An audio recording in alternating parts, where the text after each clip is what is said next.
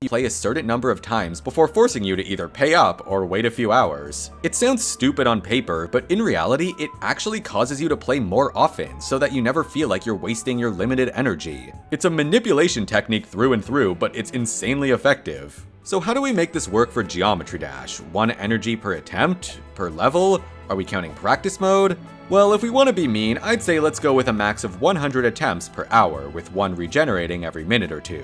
But since that's also the usual length of a level, maybe it also costs a little bit to actually start playing. Okay, however you put it, an energy system just doesn't work well for a game like Geometry Dash. But I also said that about Angry Birds, and here we are. So might I suggest what I call the reverse energy system, which you may have seen in games like Brawl Stars and Project Sakai. Here you can play as much as you want, but you just get way less rewards when you don't have any energy left, so it makes you feel kind of bad for being impatient. And I think we could absolutely work with that. Let's give everyone, say, 25 max energy, and when you play a level you'll be given the option to spend some of it, maybe equal to the level's star count. If you beat the level but didn't spend any energy, it'll still say 100%, but you won't get any stars, orbs, or diamonds from it. I know that sounds cursed, but it's the price you pay for being a broke bitch. Actually, maybe the energy option could be on the level complete screen, but I think doing it here is way more evil. Also, as you'd expect,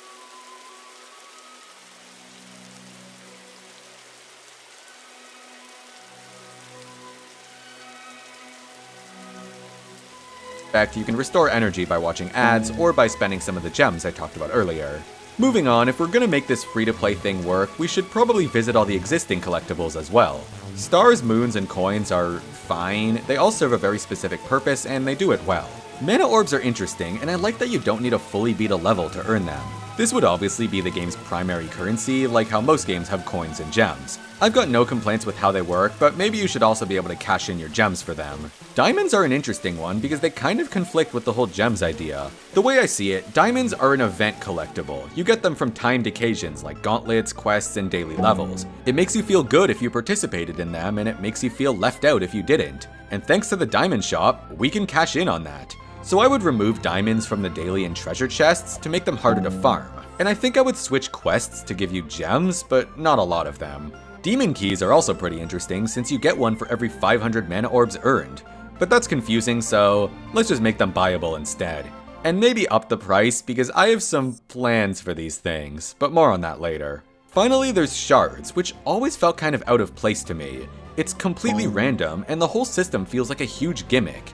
I genuinely don't know if this will make it better or worse, but we could probably turn shards into a currency where certain icons cost specific ones to unlock. Oh, and by the way, I think we need to address hacking.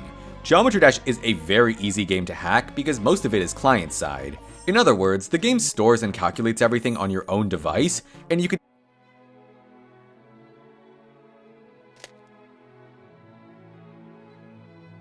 easily mod it to do whatever you want. However, if we moved all your save data to RobTop's server, which is called server-side, there's suddenly no way to change these values. It's kind of like how you have no control over online levels since they're not stored on your computer. Except instead of these levels, it's your own stats. The only problem is that it comes with 2 main drawbacks. First off, it's more expensive, so you need more money. We're working on that. Secondly, players will always need to be connected to the internet to play the game. Good, now they have to watch more ads. Also, this allows us to add things like daily streaks to make them even more addicted. But hear me out, we could move icons to the server side. This would mean that you can't hack them anymore, but also that new ones could frequently be added to Geometry Dash without having to wait for an update. So for example, the shops could have a rotating stock where once an icon is gone, it won't show up again for several months. Obviously, icons are the main cosmetic of Geometry Dash, and that makes it the best moneymaker you could ever ask for. Plus, along with that, we even have trails, death effects, ship fires, and even animations now. And there's probably room for even more stuff, like profile themes or even particle effects. I saw Fundy's video about the Chinese version of Minecraft, and you can buy footprints, I kid you not. But you know what we really need? A bunch of random rarities for all the icons, and we could piggyback off the featured system for this. This guy, he's a common. This one, epic, I don't know. The rabbit icon, that's a mythic right there, and people will pay real money to have it. But we can't give it to them that easily. First, they're gonna have to go through the dreaded treasure room, because why work your way towards achievements when you can gamble? Yeah, we're going full gotcha system. We've already got the loot boxes and overpriced keys and everything. So here's how this will work. First off, no orbs from chests, since that's how you're buying keys. And no diamonds either, because that might be pay to win. Shards are still fair game though, and it goes well with the shop system I pitched earlier. Keys can be bought with orbs like I mentioned earlier, but the easier method will be getting them through bundles that cost real money. If you didn't already know, the rewards in the treasure room are fully predetermined but shuffled randomly. And we cannot have that. So instead, there's going to be infinite chests, and to top it all off, you'll have a pretty good chance of pulling icons that you already have, because that's how they get you. As for the different chest types, well, I think it's best to just make them way cheaper to open and throw a limited time banner on each one. For those of you that are normal, that basically means a really cool collection of icons that are all super rare and everyone wants them. But they're only around for a week, and the chance of actually getting them is like 1 in 100. So you have no choice but to spend an ungodly amount of money and start gambling for those pixels you really want. It's perfect. By the way, there should probably be some kind of public collection so that even if you want to use a specific icon, you can still flex all the rare ones that you have. It could even be a stat, kind of like creator points. Just anything that adds meaningless value to these things. Now, obviously a lot of players aren't even going to bother with cosmetics, but they're cringe, so any comments they leave are invalid. Really, all we need is a small handful of people who are willing to spend more on Geometry Dash than their personal hygiene. In the gaming industry, these guys are called whales, and they actually make up a ton of a game's total earnings. So if that sounds like you, then congrats on being a statistic, I guess. Go celebrate by taking a shower. Anyways, that's one predatory cosmetic system out of the way, but to a lot of people this feels like gambling, so it would be nice to also have some kind of paid skill-based system. RobTop, you have made this too easy for me. So, the path system in this game already vaguely resembles a battle pass, so it shouldn't be too hard to finish the job. Normally, you pay a bunch of mana orbs to unlock one of 10 paths, which the stars and moons that you collect will contribute to. For every 100 that you collect, you unlock a new icon and inch towards the grand prize at 1,000. If you've never seen a battle pass before, first of all I envy you, but it's basically this with a few key differences. Firstly, it costs real money to unlock. Second, the rewards swap out every month or so. And finally, if you don't reach the end of the pass by the end of the month, sucks to suck, thanks for the money. There's usually also a free pass with boring rewards that's always placed next to the sparkly paid one, showing you what you could be earning. The idea is that if you're a super dedicated player that grinds the game anyways, you might as well pay up to get way more rewards for it. Because if you don't, you'll miss out on all these limited time icons forever and all your friends will make fun of you. It's still a fairly new thing for free to play games, but it's been popping up everywhere. Like, why does Subway Surfers have one now? I really like how Geometry Dash has 10 paths to choose from, since we can potentially force players to choose from 10 different battle passes with different rewards. But I don't think anyone actually wants to do that, so maybe they could be reworked as alternating seasons.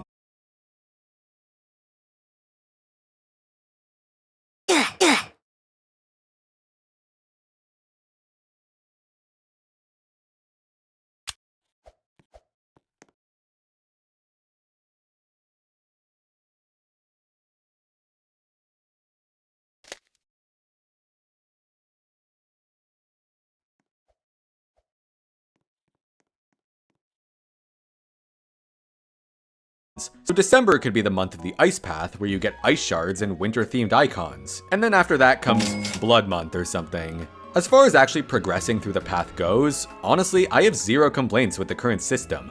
Featured levels are genius because it's literally infinite content for the game. Many people already voluntarily grind these out, but with a battle pass, now they can do it in order to get the Nico Cube, while under the pressure of a 1-month time limit. Getting 1,000 stars honestly isn't that bad, but when you combine it with the energy system I proposed earlier, yeah, good luck. You're gonna be watching a lot of ads to replenish that.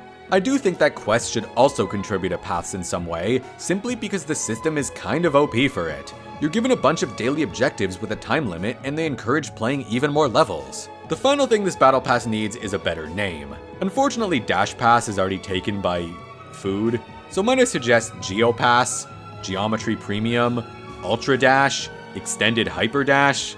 Alright, I'll admit I suck at this. So, what other in-app purchases can we shoehorn into this thing? We've got Demon Keys, Gems, the Scratch Pass, but why stop there? Surely there's many more things that players want, like an overpriced starter bundle with some gems, keys, shards, and other stuff. Or something like a 4th quest slot so you could be even more efficient at not having a life. There's probably some potential for paid level packs, but they would need to have unique stuff that can't be done in the editor. Actually, wait a minute. The editor! We could sell that! I know that sounds ridiculous since it's basically the game's lifeblood, but it's the whole reason Geometry Dash costs money in the first place. It's also not even that uncommon. The Bloons TD6 editor is partially paywalled, and certain objects even cost extra. Could you imagine having to pay money to unlock pixel blocks? Because that's honestly not a bad idea. Though I think song packs would make more sense, like paying a couple bucks for a certain artist with a cut of that money going towards them. Anyways, Geometry Dash is only $3 on mobile, but for most games nowadays that's totally underselling it, so let's charge $5 for the editor alone. Better yet, $5 per month. And if the editor costs more money, then maybe there will be less garbage uploaded to the server, which is good news if you're annoying and hate creativity, and bad news if you're EVW. By the way, Geometry Dash could totally give a cut of its earnings to creators, like through a code you enter or something. But I think that's a little biased towards YouTubers, so might I suggest the ultimate way to ruin Geometry Dash, the partner program. Now, whenever you spend money or watch ads, a portion of that money goes directly to the creator of the level. It can work like YouTube Shorts, where the earnings are split across all of the featured levels that you've played recently. So now, you're not just building for creator points, you're building for real money. Creators are what keeps Geometry Dash going, so let's give them a chance to turn it into a full-time job. If they take it seriously enough, they'll be rushing out tons of levels, which leads to more content for players. And if you're worried about a decrease in quality, the featured rating could just determine the cut you get. So a legendary level pays way more than one that's just rated. The funniest thing is that most Geometry Dash players are like 10, so this might be child labor. But we just added a battle pass, so all morals are gone at this stage. Anyways, while we're at it, let's pay the moderators too, but like, based on how many good levels they send. And how about $20 to whoever gets the top comment on the daily level? Is this taking it a bit too far? Maybe, but it would definitely get people talking about the game, and most players are gonna stick around regardless. So, there you have it. Geometry Dash 2. Play now for free on iOS and Android. Wow. This kinda sucks, I'm not gonna lie. But the most nightmarish part is that it's not even that unrealistic.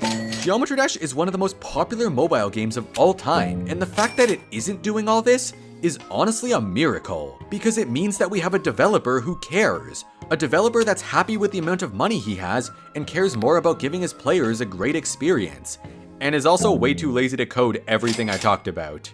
I spent like $5 total to buy this game on mobile and PC, and I've been making YouTube videos about it for almost 10 years now. So although this video is obviously a joke, it genuinely made me realize just how much we take Geometry Dash for granted. Because RobTop could have sold out a long time ago, and I'm sure there's tons of developers in the mobile game industry who think he's stupid because he didn't. It's kind of the same philosophy that I have with YouTube, since it's my own decision to not hire editors and writers and make stuff solely to please an algorithm.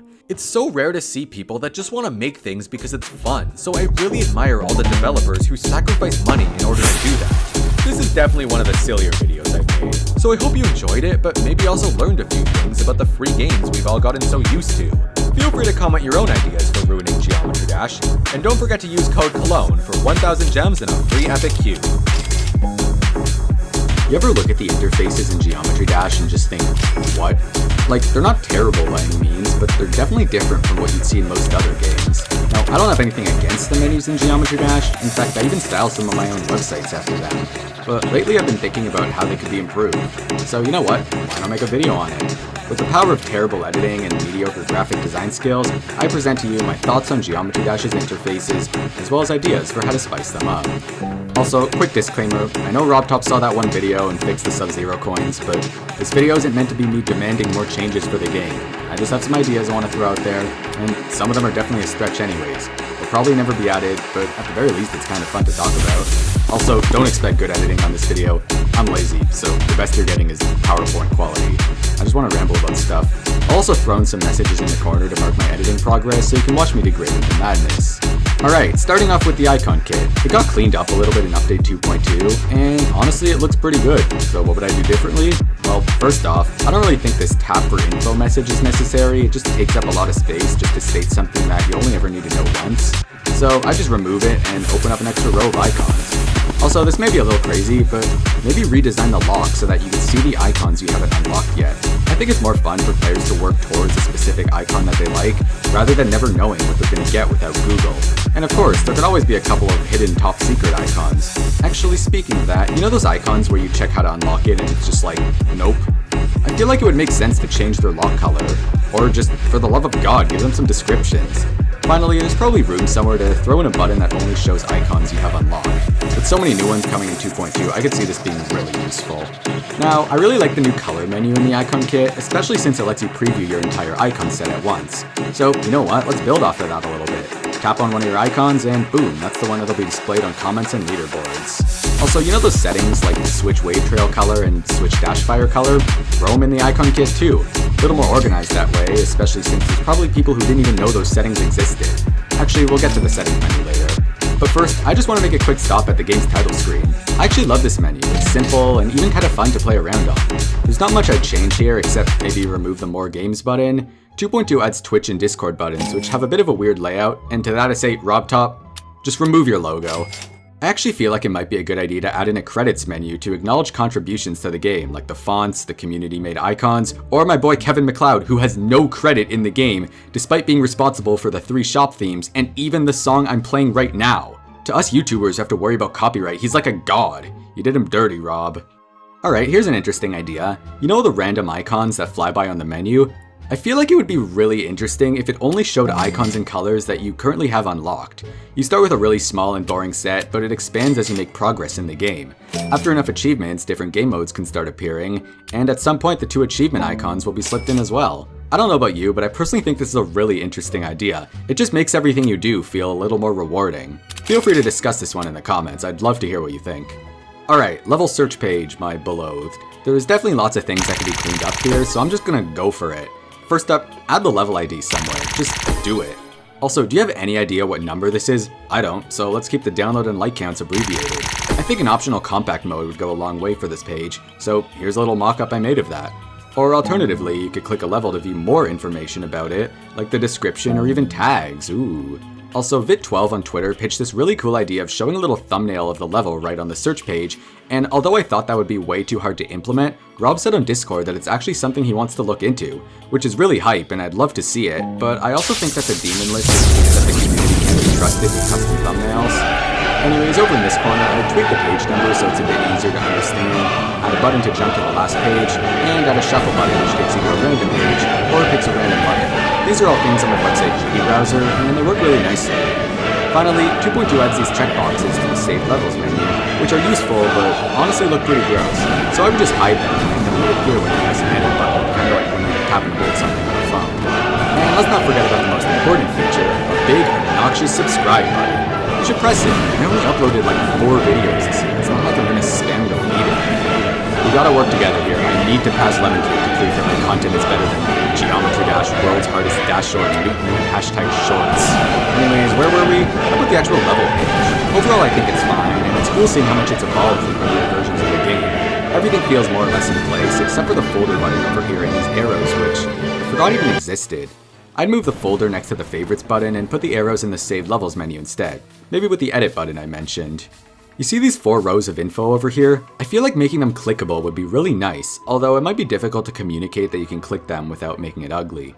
For example, download count could show how many times it was downloaded that week, which we know is possible because the trending tab stores that info. The like count could break into individual likes and dislikes, the length could show the exact time of the level, and I guess orbs could show your orb percentage in the level since it's not always the same as your normal mode progress. That one's a bit of a stretch. I really like the badges next to the level creator's name, but they could also be confusing for new players, so it'd be nice if clicking them gave some info on what they meant. Also, why stop at just 2 badges? I've got a few suggestions for more. How about daily and weekly badges, where clicking it could show the date that the level is the daily? Or a 2-player badge, which simply indicates that the level uses 2-player mode. A seizure warning for really flashy or fast-paced levels. There could be an option for it when uploading the level, but moderators could also override it. And with a system like that, I guess a sensitive content badge would make sense in case you're uploading a level with an inappropriate song or just collab level by Mindcap. I could go on with all these crazy ideas, but I want to move on with the video, so I'll just rush through them. Once you like or rate a level, you should be able to go back and change it. The rating menu should also highlight the difficulty that the creator requested. The level info button should give an exact upload date, and maybe object count and game version could be thrown in as well. Finally, settings button in the corner. You should be able to open this menu from anywhere. The fact that it's only accessible from the title screen is ridiculous. Speaking of settings, just why? They're completely unorganized, scattered across multiple different menus, and overall it's just way too hard to find what you're looking for. It's nice to have all these options, but this is not the way to do it. It's only going to get worse over time, so just categorize them. There's an infinite number of ways to do it, but here are the categories that I would recommend. We got gameplay settings with options like auto retry and auto checkpoints, graphics settings with things like low detail, resolution, VSync. Wait, why is low detail in the help menu? Performance settings with options like smooth fix, increasing max levels, move optimization, accessibility settings like disabling shake, flipping to player controls, or labeling the portals and orbs. And finally editor settings with, well, all the editor stuff. There's a lot of them, and they're split into different places for some reason. Also, some settings can just be removed entirely, like show restart button should always be enabled, and stuff like the high object alert is just pointless. Here's an interesting thought. What can we do to fix up the game's pause menu? 2.2 split up the progress bar and percentage settings, but that's about it. Although, hear me out, how about we just get rid of this whole bottom area and offer the entire settings menu instead? You know, like every other game's pause menu? Actually, wait, no, I think BTD6 has the same problem. Anyways, from there, I would probably do something like this. And you could call this cheating, but I would also throw in a little eyeball button which hides the UI. It could be especially good for screenshots. I'm not really sure what this fifth button in the middle would be. I was originally thinking the like button, but it's a little pointless when you can only press it once. Copying the level could work, but not all the levels allow it, unless you have Mega Hack. So my final idea is an info button, which could just pull up the comment menu. What's especially nice is that it also lets you glance the level's description and ID, and maybe we could take it further by adding even more information like difficulty and like count. Definitely looks ugly here, but I think it's a start. Alright, final thing I want to talk about is the level editor, but before we get to that, just a few other rapid fire ideas. Add pages to the leaderboard and the ability to look up anyone on the global tab. Chest rewards are actually stored in your save file, so in the treasure room you should be able to see what a chest reward was. You know this one info box that appears like everywhere? You should update it to explain how the rating system and things like epic levels work. For the search filters page, remove the demon difficulty submenu and just place it over other difficulties. Also, make this X button clear the search bar as well, and get rid of the confirmation message because you really don't need that. Also, highlight the plus button if you enabled a filter inside of it so you don't have to check. And this might just be me, but if you're searching by ID and you accidentally put a space on the end, just trim it off. Okay, so, the level editor. When I started playing Geometry Dash, it looked like this. If you went back in time and showed me what the editor would eventually look like, I would have just been like, oh my god. These buttons are square now. So how would I fix the editor? Well, it's already been done. There's the Better Edit mod, which adds all sorts of cool new editor tools, but more importantly, also improves on existing things. You got the View tab, auto-saving, a cooler edit menu, custom key bindings, a ton of new settings. Oh my god, make it stop, why are there so many? Now, Better Edit is cool and all, but I've got all sorts of other random ideas, and obviously I'm gonna force you guys to listen to them as well. First off, UI scale. I'm talking the ability to just shrink all the buttons. I have pretty good eyes, I don't need this trash can to take up 0.54% of the screen. And how about we make the block palette collapsible too, so you can just open and close it whenever it's needed.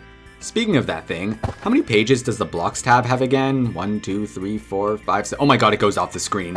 You don't have to agree with me, but I, for one, think that these should be collapsed into categories. Very clean, look at that, nice graphic design skills, Craig. Why, thank you.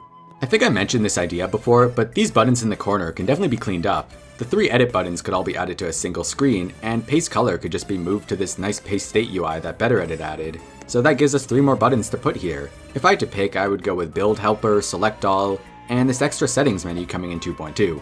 But if you're a more experienced creator, let me know what you would pick in the comments. There's probably infinite ways to clean up the editor, but the last thing I want to talk about is trigger interfaces. They're weird.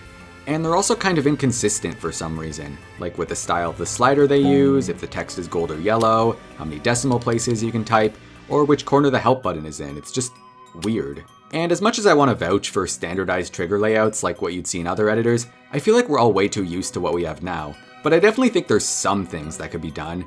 For example, you know how a multi-trigger option appears when you check off spawn triggers?